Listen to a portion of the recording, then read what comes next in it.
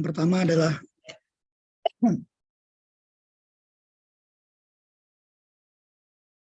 syarat peserta. Syarat peserta sama dengan teman-teman yang lain di cabur yang lain, bukan merupakan juara 1, 2, dan 3, baik perorangan maupun bergu, pada semua nomor pertandingan di kejuaraan karate internasional Asia Tenggara, Asia, dan dunia. Kenapa ada bahasa baik perorangan maupun bergu? Karena ada yang bertanya, kalau saya juara Asia Tenggaranya kata bergu, apakah itu boleh main di O2SN? Oh tidak, tetap tidak boleh main. Jadi pokoknya dia juara di kejuaraan internasional resmi, CKF, AKF, dan WKF. Ini pun sudah ada di buku pedoman. Kemudian kejuaraan nasional karate PB Forky yang terakhir di Padang, tahun 2022. Kemudian bukan merupakan juara O2SN cabang olahraga karate sebelumnya untuk SD. Jadi kalau dia juara SD, pernah juara SD, kemudian dia main lagi mau ikut di SD, tidak bisa. Itu pernah kejadian di SMK. SMK ada atlet yang dari Bali, sebelumnya dia juara. Ini masa daring nih, tahun 2021 dia juara, 2022 dia ikut lagi. Itu didiskualifikasi. Kemudian demikian juga dengan SMP. Dia juara SMP, dia mau main lagi SMP. Ini tidak boleh. Kemudian yang B, O2SN SD peserta didik 3, 4, dan 5, kelas ya, kelas 3, 4, dan 5, tahun ajaran 2022-2023. Dan dilahirkan tanggal 1 Januari 2011.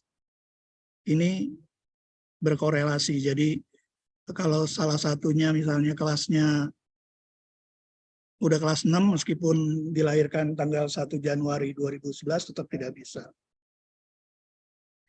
Atau sebaliknya, dia dilahirkan 1 Januari 2010, tapi dia masih 3, 4, 5, itu juga tidak bisa.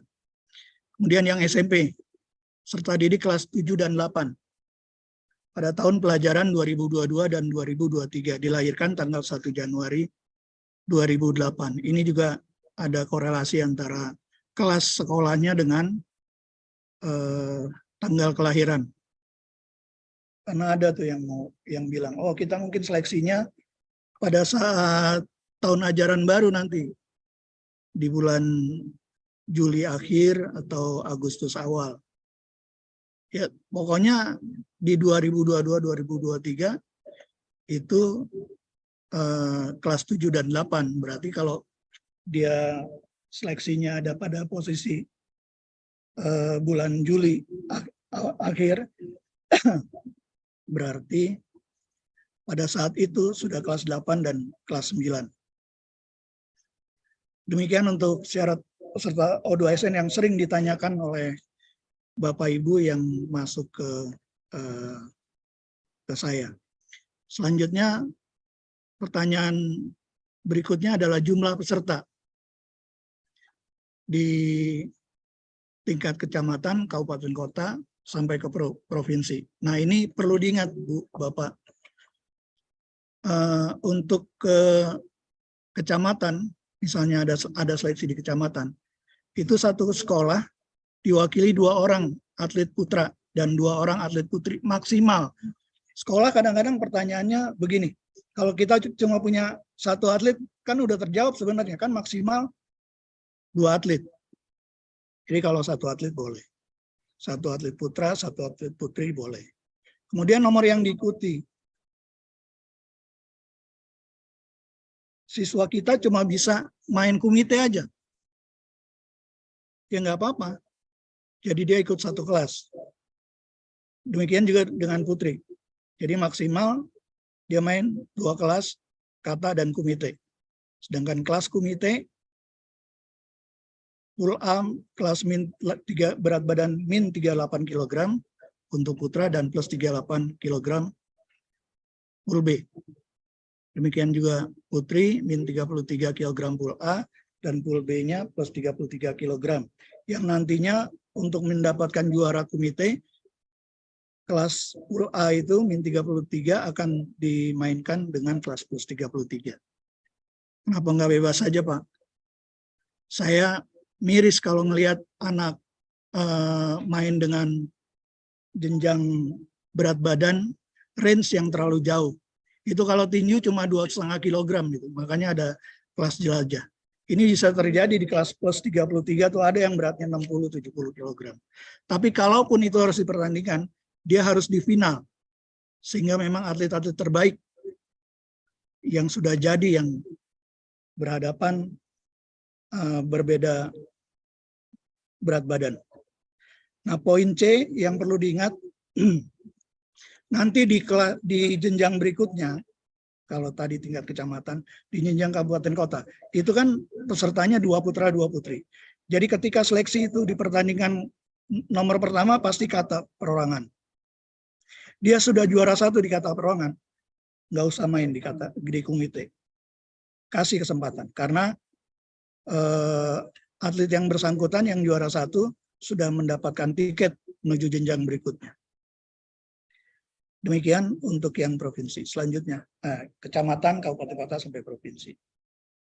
Sama dengan SMP, hanya berbeda berat badan. Kalau SMP itu min 50 kg dan plus 50 kg di pool A, pool B-nya plus 50 kg, dan putrinya pool A-nya min 45 kg dan atasnya plus 45 kg. Sama juga apabila juara 1 di kelas kata, keindahan jurus, maka memberikan kesempatan yang lain untuk bisa juara di kelas komite. Selanjutnya. Ya. Untuk dari provinsi ke nasional. Prinsipnya sama, 2 orang, ini masih di provinsi. Sama dengan tadi, 2 orang putra dan 2 orang putri. Hanya untuk ke nasional kan dibutuhkan 1 orang aja. Bukan lagi 2 orang. Nah, bagaimana formulasi apa yang dipakai untuk menentukan 1 orang dari juara kata dan juara komite untuk menjadi 1 orang. Jadi diantaranya seleksi di tingkat provinsi menuju nasional sebaiknya dimainkan dua kelas masing-masing. Sehingga ketika ada penghitungan skor juara kelas, itu ada nilai lebih. Masih bingung? Kita lihat halaman berikutnya.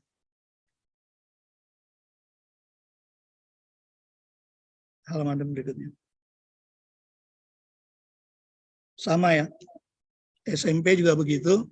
Untuk seleksi ke tingkat nasional, sebaiknya memainkan lebih dari 1 nomor. Sebaiknya memainkan lebih 1 nomor sebagai penambahan skor juara untuk lolos ke tingkat nasional. Next. Nah, ini kata yang dimainkan. Ini ada pertanyaan juga nih. Banyak pertanyaan. Untuk O2 SD, apakah masih seperti tahun yang lalu? Jadi misalnya kata 1 lawan kata 1, kata 2 lawan kata 2, kata 3, demikian berikutnya sampai kata 5. Sekarang sudah sama dengan SMP, SMA, SMK. Jadi ada list kata yang di pedoman, itu kata-kata yang boleh dimainkan. Tapi kalau pertanyaannya begini, untuk SD mainnya kata dasar atau kata tinggi. Jawaban saya nanti secara teknis Pak Arif akan menjelaskan. Di list kata WKF itu kata dasar juga ada. Jadi tidak menutup bahwa anak saya baru bisa kata ini, baru bisa kata ini. Oh monggo silakan aja main. Sepanjang dia bisa mewakili sekolahnya, kemudian ke jenjang yang lebih tinggi. Ada kata dasar. Nomor 25, 26, Hean Sodan, Nidan Sandan, kemudian nomor 70 sampai 74 itu ada Pinan, kemudian 17, 18 ada Geksai 1, Geksai 2, Geksai ini. Jadi bisa main kata dasar, bisa juga main kata yang lainnya. Sepanjang itu adalah list kata WKF yang disampaikan di sini. Ada di buku pedoman ada. Selanjutnya sistem sistem seleksi. Sistem seleksi enggak ada minum. Sistem seleksi dari provinsi ke nasional. Ini yang tadi sebelumnya nih. Juara kata dan juara komite itu akan dibuat scoring. Peringkat 1 juara kata dan komite memiliki poin 10. Peringkat 2 kelas kata dan komite memiliki poin 4. Peringkat 3 memiliki poin 2. Jadi misalnya ada atlet A menjadi juara atau peringkat 1 di kelas kata, atlet B juara komite juara 1 di kelas komite. Tidak ada lagi tambahan kelas yang lain yang dimainkan dua-duanya, maka dua-duanya mendapatkan nilai 10. Tidak terkejar sama juara 2, juara 3. Apa yang harus dilakukan? Yang harus dilakukan B kurung, 2 kurung yang di bawah. Jika terdapat nilai sama, maka diputuskan dengan mengadakan pertandingan terakhir final melalui undian koin untuk menentukan kelas. Apakah kata atau komite? Jadi ketika juara kata dan juara komite itu harus mengundi koin, kemudian yang menang misalnya juara komite, tidak serta-merta juara komite melenggang ke tingkat nasional. Tapi dia harus bertanding dengan juara kata melalui kelas komite. Kalau dia menang atau menang WO, menang skor, ya berarti juara komite. Demikian juga dengan kata. Kalau dia menang undian, berarti dipertandingkan kata. Apabila dia skornya lebih tinggi, maka juara kata akan ke tingkat nasional. Apakah juara komite juga bisa bertanding? Silakan. Jadi demikian untuk di tingkat provinsi ke nasional sistem seleksinya, karena 2 ke nasionalnya 1. Next. Untuk di kelas nasional untuk SD ada 6 kelas. 1 atlet putra bisa bermain di kata perorangan putra dan atau komite min 38 plus 38 sesuai berat badannya. Jadi nggak mungkin dia punya 2 berat badan, kan pasti 1. Demikian juga dengan putri. 1 orang putri bermain di kata perorangan dan atau kalau mau menambah pundi-pundi medali, dia bermain di komite. Kenapa dibuat kata dan komite? Karena apabila memungkinkan kita bisa ke luar negeri atau ke internasional, cabang olahraga karate, 6 orang ini yang juara, dia bisa berangkat ikut 12 kelas. Sehingga itu ada kesempatan memainkan kata dan komite. Selanjutnya, SMP juga sama. Jumlah peserta dan kelas pertandingan nasionalnya hanya untuk putranya min 50 plus 50, putrinya min 45 plus 45. Berikutnya. Jumlah medali yang diperebutkan. Tingkat kecamatan sampai provinsi 4 set medali. 1 set itu 1 emas, 1 perak, 2 perunggu. 1 emas, 1 perak, 2 perunggu. 1 set. Disiapkan untuk kelas kata perorangan putra, kata perorangan putri, komite perorangan putra, komite perorangan putri. Selanjutnya, jumlah medali yang diperebutkan di tingkat nasional 6 kelas. Yang tadi komitenya perorangan putra, ini kita pecah menjadi kelas bawah dan kelas atas, baik putra maupun putri. Kemudian kata perorangan putra, kata perorangan putri, sehingga totalnya 6 kelas. Berikutnya.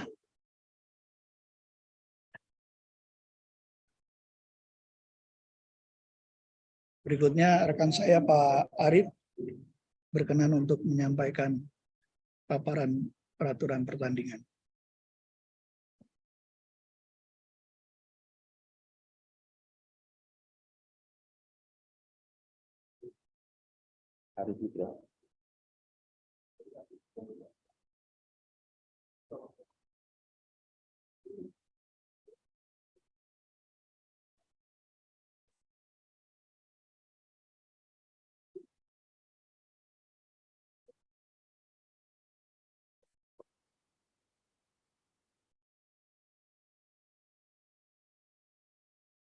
Arif.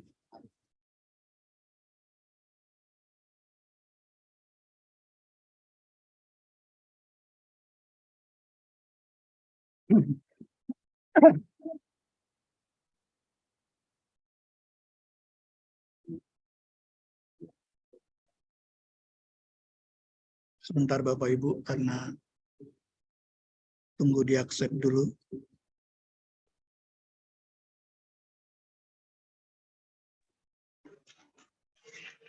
Ya, terima kasih. Assalamualaikum warahmatullahi wabarakatuh. Salam sejahtera buat kita semua. Juga selamat berpuasa bagi yang menjalankan ibadah puasa. Pada kesempatan ini saya akan menyampaikan sekilas mengenai peraturan pertandingan karate, khususnya untuk SD dan SMP, di mana SD SMP ini biasanya kita sebut dengan kelas kadet, prapemula Pak ya, prapemula dan pemula. SMP itu biasa disebut kadet. Oleh karena itu memang nanti ada perbedaan sedikit ya dengan SMA, SMK, di mana mereka sudah masuk di kelas junior. Sebelumnya saya juga akan menyampaikan bahwa peraturan yang akan digunakan adalah peraturan WKF tahun 2023 versi 1, di mana ada beberapa perubahan dan sudah disosialisasikan oleh Deporki untuk di Indonesia, dan beberapa pertandingan di Indonesia juga sudah sejak Januari menggunakan peraturan tahun 2023 ini. Saya hanya mau meng-highlight saja beberapa perubahannya. Oke, selanjutnya.